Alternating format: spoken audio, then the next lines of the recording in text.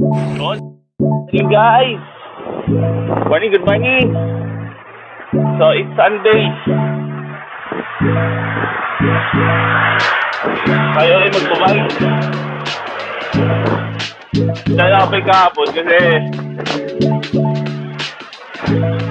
nakauwi ko lang sa Laguna. Tapos, nung hapon, umulan naman. So, ngayon na lang. Plan ko sana. Wait na ako kahapon eh. Tapos, long ride ngayon. Since hindi tayo nakapag-ensayo, short ride na lang.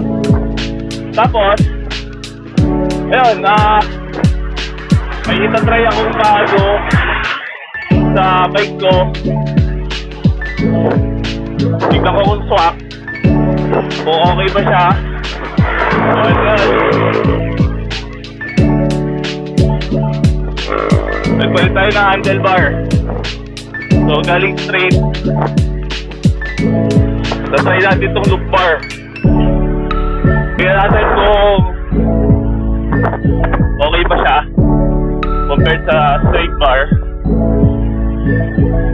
So, i-review natin siya. Sakto, utak ko ngayon may patag tapos may ahon. So, tingnan natin kung okay ito. Review natin mamaya. So, bali yung tonda na tayo. So, after kung maka 10 km, ibigay lang ako ng first early impressions ko ng loop bar. So, ang pinaka-napansin ko, compared sa straight, mas upright yung position ng katawan ko. Which means, pag long ride, best yung sakit na likod. So, yun pala yun. Isa sa papansin ko, after 10 km, medyo nag-adjust yung katawan ko nung una. Morning po! Tignan natin kung meron pa.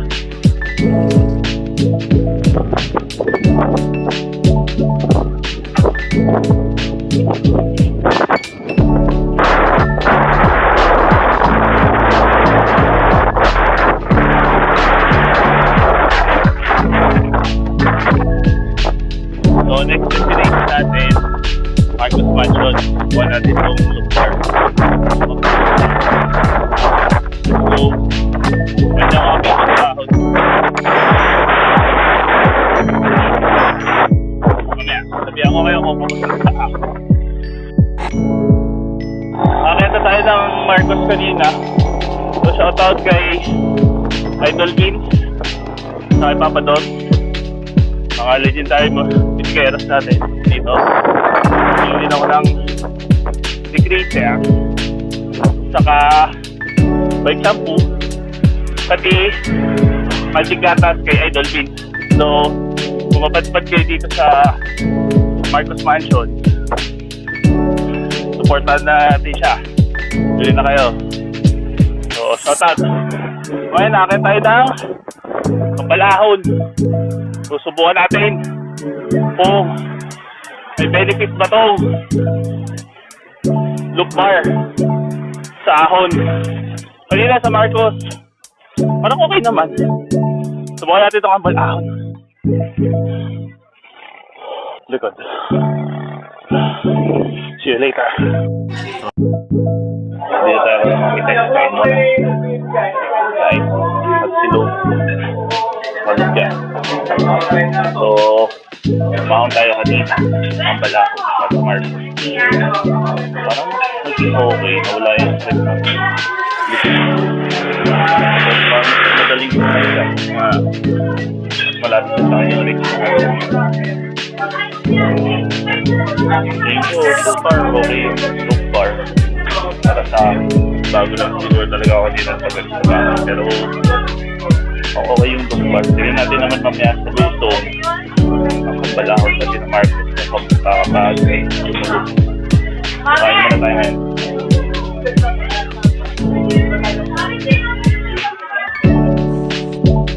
tayo kumain. Kina Mami Tess. So, kaya ko pa sana kumakit na rival, pero so, hindi natin skip ng konti. First ride na lang muna tayo. Although, ganda kasi ng panahon. Sayang. Kaya yung ano. So, may truck eh. Hindi. So, yun. Dito na lang muna tayo sa kanya. Ako, ipapasok na yan. Bali. Bakit ang mirror na? Waiting ko lang, pero wait na lang ako. Tuloy na tuloy itong bagon journey sa Andon Sport. So, shoutout din pala sa Andon Sport. Kasi po ako yung sale nila. 2 jerseys for 500 pesos. My size, random yun. So, dalawa. Dito naman yung nakuha ko. So, thank you sa Andon Sport. Support na sila. Locally made na jerseys. Ganda ng design. Diyan din kami nagpagawa ng team jersey na MJ Pajakero. Ganda. Sa Cebu sila base. So usually, kay base, pagpapadali dito. Ayan, lulusong na ako ng pamalakaw. Buka naman natin yung look bar sa lusong. So, lusong na ako eh. Nakalusong na tayo ng Kabalahon sa Marcos Mansion. So, masasabi ko, dito sa loop bar, pagdating sa lusong, medyo mas nakakasamay. Eh, yun nga,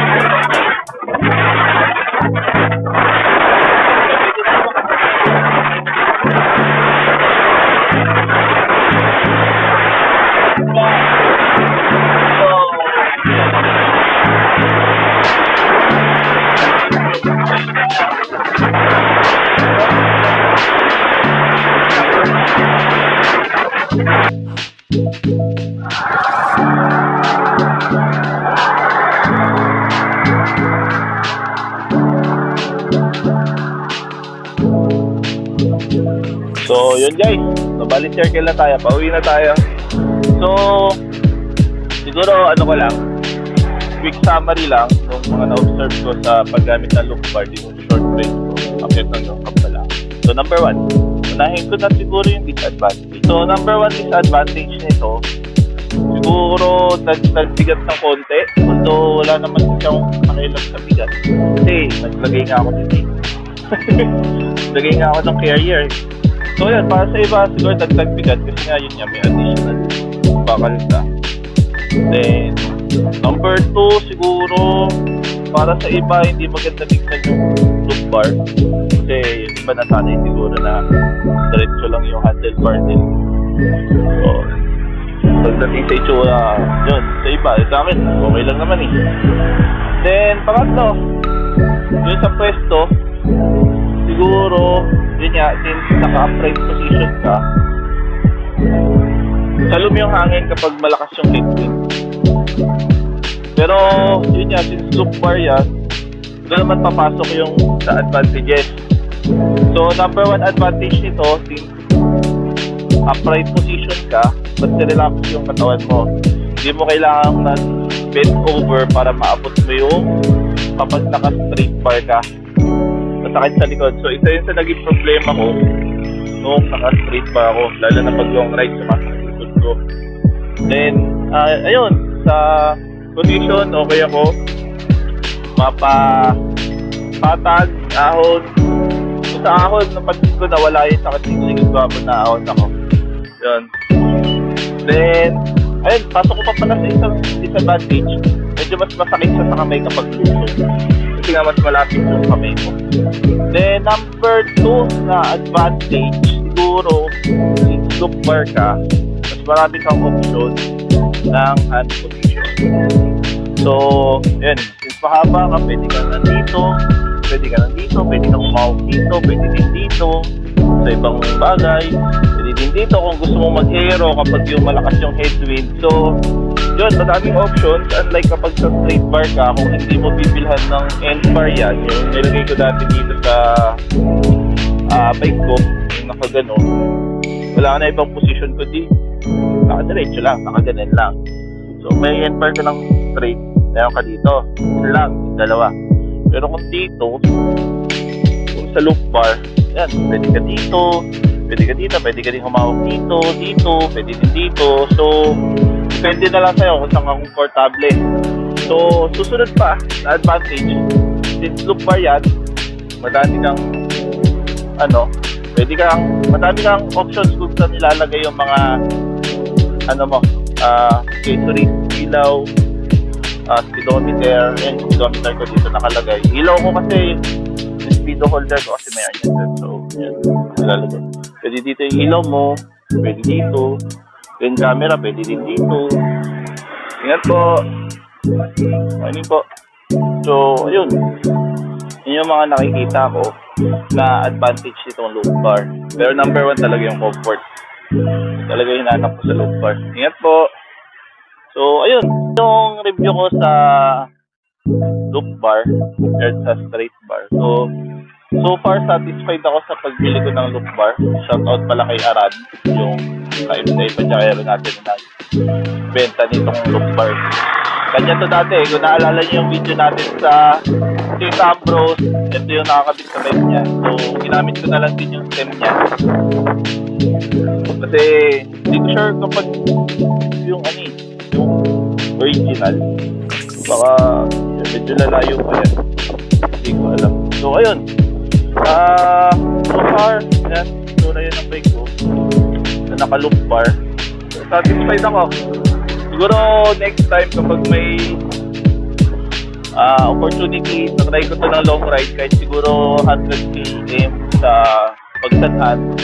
Kaya natin kung ano yung mga long term. Kasi ngayon, parang nasa 20 kilometers pala ako eh. So, hindi ko pa masasabi yung pang long ride. Pero yun yung nakikita ko. Medyo mas malaki yung comfort kumpara sa straight bar. So, ayun. So, that's it for the loop bar review. So, sana may napulot kayong konting aral insight kung sa mga gusto mag-loop bar dyan. So, sa akin, recommended ko siya. Kung talagang medyo tito ride ang datingan. So, yun. Kung nagustuhan nyo yung content ko, so, pa-like, share, subscribe na din ang aking page sa FB at sa YouTube, Dan Biking. So, see you again next time, guys. Bye.